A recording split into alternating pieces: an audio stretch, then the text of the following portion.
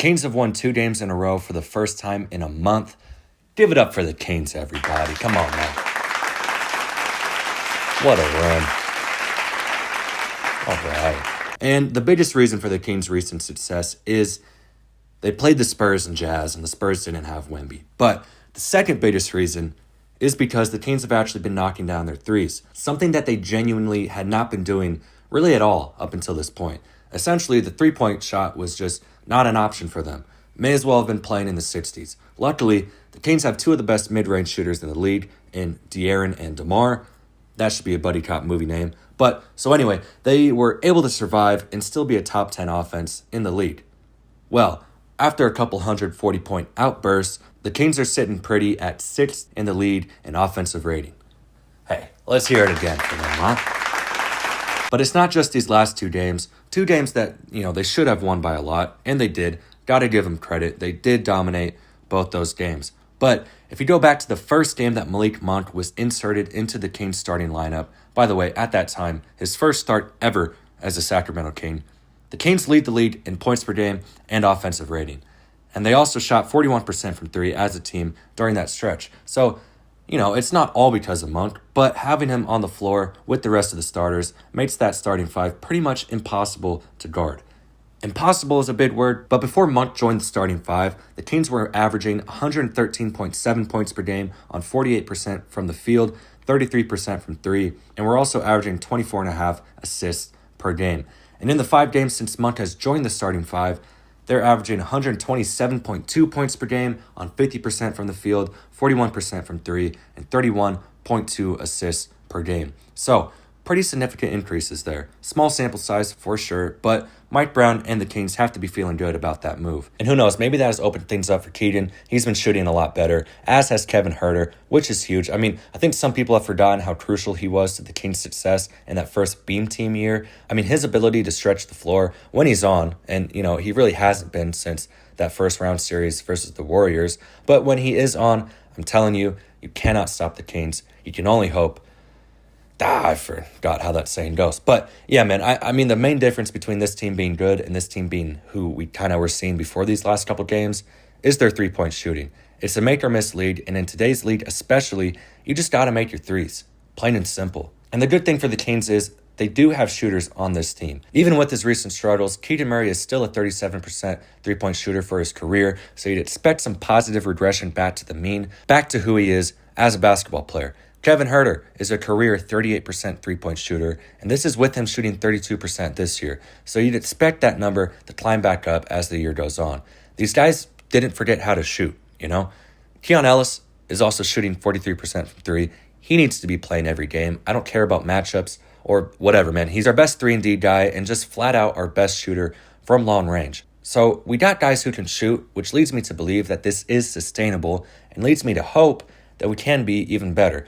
Better than 41% as a team? Obviously not, but definitely much better than what we had been seeing from this team for the majority of the first 25 games. The difference between the Canes being where they're at now and being at a place record-wise that would have Canes fans feeling fine, if not great, is 2 more made threes per game.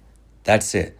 We had a 2-point loss versus the Timberwolves to open the season. We actually shot 38% from 3. The real issue is that we let Minnesota shoot 40%. And honestly, our 3-point defense has been atrocious, but that's also kind of just who we've been for the entirety of Mike Brown's tenure so far.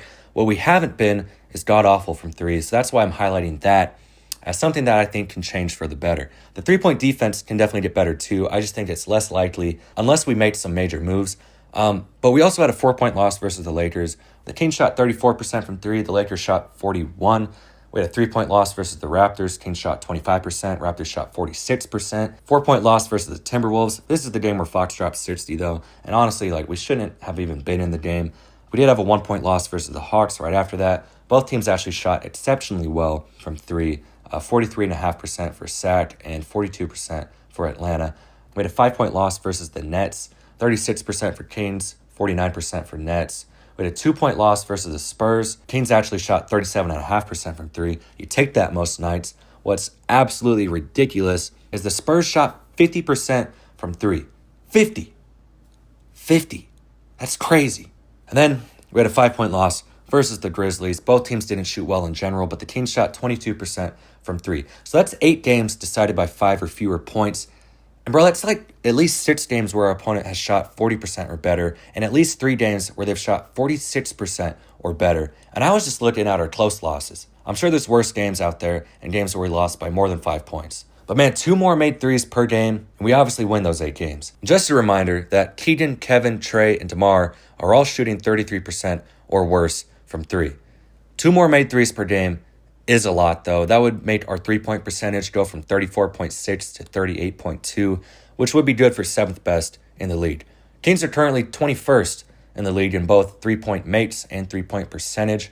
Those numbers got a big boost after we scored 140 and 141 in back-to-back games against the Spurs and Jazz. But assuming Keegan and Kevin and Trey, and hey, maybe even DeMar, although he is what he is at this point, But if those guys get it back to who they are as players, as shooters, we could legitimately be looking at a top 3 offense in the league. We're currently 6th, which again was boosted by beating a Wemby-less Spurs team and the Jazz, but still 6th in O rating and 10th in net rating. That's pretty good for a struggling below 500 team. Now, another good thing, 8 of the next 10 games for the Kings are at home, and 9 of the next 12 are at home, with 2 of those road games being in LA and San Francisco. So after this game in New Orleans, the Kings won't be leaving California again until January 10th when they go to Boston. Now, obviously, Golden 1 hasn't quite been the home court advantage that I think most Kings fans were expecting it to be, but the fact that the Kings essentially do not have to travel for an entire month should definitely benefit the Kings.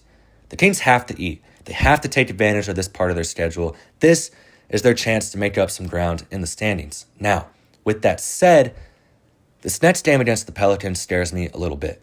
I know they're missing B.I. and Zion, but this team absolutely destroyed us last year. They beat us 6 times. Now, obviously, this version of the Pelicans is a little different. They are currently the worst team in the West. They only have 5 wins. But I don't know. It just feels like a trap game to me. But then we get Denver at home. Definitely should be a good game, but it should also be a very winnable game for the Kings. The Kings have matched up well against the Nuggets, even when they're at their best.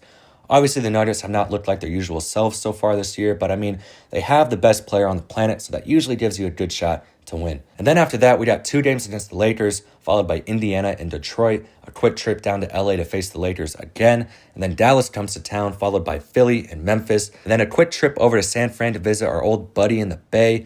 Then we get Miami at home to finish off our little winter California vacation. Now, before I put my foot fully in my mouth, I want to preface what I'm about to say with this. None of these games are like gimme games. I don't think easy games even exist in the NBA anymore.